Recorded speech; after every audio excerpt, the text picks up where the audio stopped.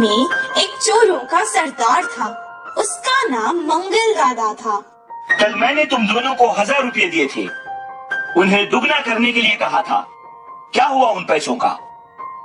सरदार, मैं उन पैसों को एक दुकानदार के पास ले गया था। मैंने उसे 1000 रुपए की नोट दी और चिल्लर मांगा। उसने पैसे गिनने के लिए जैसे ही थैली निकाली, मैंने उसकी थैली चुरा ली। उसने थैली खोली और पैसे देखे। अरे बेवकूफ, तूने 1000 रुपए देकर 500 चुराए हैं। तूने तो घाटा कर दिया मेरा। उसने रोनी से पूछा। मैंने एक पैसे वाले सेठ का पर्स चुराया है। जब रोनी ने जेब में पर्स ढूंढने के लिए हाथ डाला, सरदार, पर्स के साथ साथ आपके 1000 रुपए भी चुरा लिए हैं। मुझे लगता है कि वो शायद मेरा ही शिष्य होगा।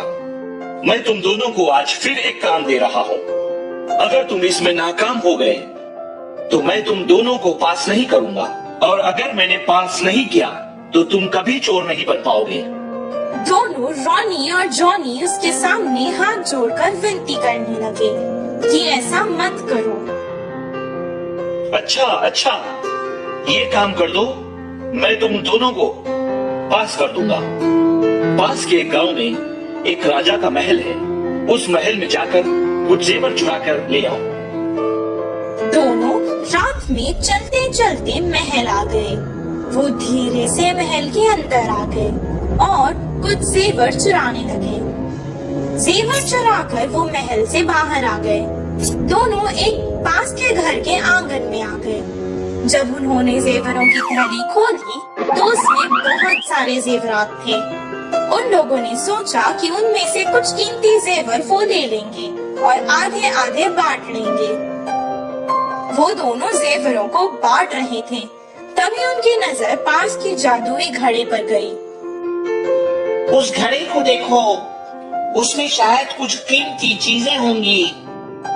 शायद इसमें कुछ बहुत कीमती होगा। वो दोनों लालच में उस जादुई घड़े के पास गए।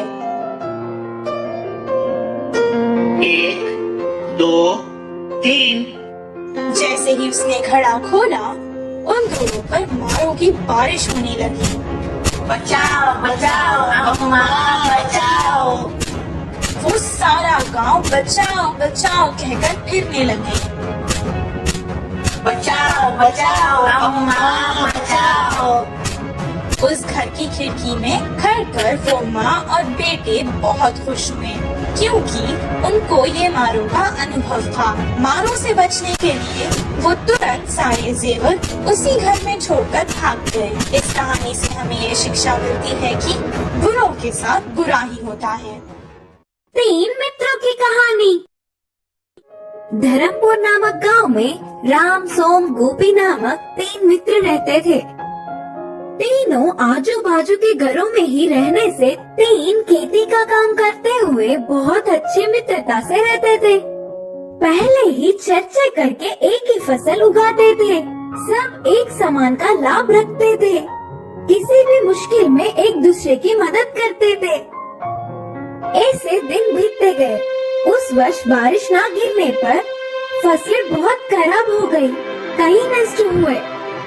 अब उस गांव में रहकर कोई फायदा नहीं करके काम के लिए शहर गया राम। घर वालों के ना मानने पर सोम और गोपी उसी गांव में रह गए।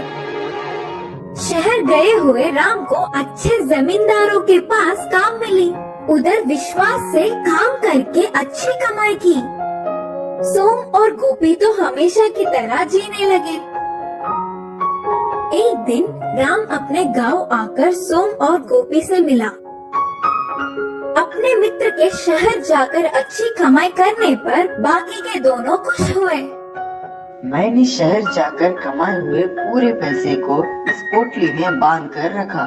इस पैसों से मैं खुद अपना व्यापार शुरू करने की सोच रहा था। बोलकर अपने विचार राम ने मित्रों से कहा। कौन सी व्यापार लाभदायक है, कौन सी शुरू करना अच्छा होगा, अपनी सलाह देकर वे दोनों मित्रों ने कहा, तुम अपने व्यापार में कामयाब हो, यही हमारी आशा है। फिर सोम और गोपी कुछ देर बातें करके अपने अपने घर चले गए। उस रात राम के घर में ही चोरी हुई। चोर राम की मेहनत की कमाई पैसों की पोटली के साथ साथ सब कुछ चुरा ले गया। अपने मित्र को दुखी देख हिम्मत देकर चला गया गोपी। लेकिन सोम तो घर जाकर कुछ पैसे लाकर जरूरत में काम आएंगे, ये पैसे रख लो मित्र, बोलकर राम को देने जा रहा था। पैसों को लेने के लिए राम ने मना कर दिया। फिर भी तुम्हें ऐसे मुश्किल में छोड़ जाऊंगा तो मैं स्वार्थी नहीं बन जाऊंगा क्या? बोलते हुए जबरदस्ती पैसों को सोम ने हाथों में रखा और रोज उसे मिलकर हिम्मत देता था। लेकिन गोपी तो चोरी होने से उससे बच के घूम रहा था। घर के सिवाय सब कुछ खो दिया उसने। कहीं पैसों की मदद न मांग ले करके आना ही बंद कर दिया। मित्रों में आए हुए परिवर्तन देख राम को बहुत आश्चर्य हुई। एक दिन सोम से मिलकर उसके दिए हुए पैसों को वापस करते हुए राम ने ऐसा कहा कि तुझे देखकर बहुत खुशी हो रही है रे। मुश्किलों में भी साथ नहीं छोड़ा। तेरे जैसा साथ निभाने वाला ही सच्चा मित्र है। गोपी मेरे पास तक भी नहीं आ रहा है। सच बोलो तो शहर में मेरी शुरुआत के व्यापार में मदद करने के लिए मित्र की जरूरत है। तुम में से सच्चा मित्र को जानने के लिए चोरी की नाटक की। मेरे शुरुआती व्यापार में तुम मेरे मददगार बनो ना। आए हुए लाभ दोनों एक समान बांटेंगे। उन बातों को सुनते ही सोम खुशी से उछल पड़ा।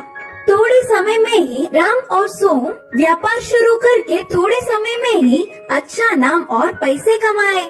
कुछ समय बाद अपने गांव में बिना काम के रहकर पूरी संपत्ति खत्म होने पर काम के लिए शहर पहुंचा गोपी। मित्र की स्थिति को समझकर पुराने बातों को बुलाकर राम और सोम ने उसे अपने व्यापार में मिला लिया। तब से तीनों खुशी से रहने लगे। इस कहानी की सीख है कि सुख दुख दोनों में साथ निभाने वाला ही सच्चा मित्र है।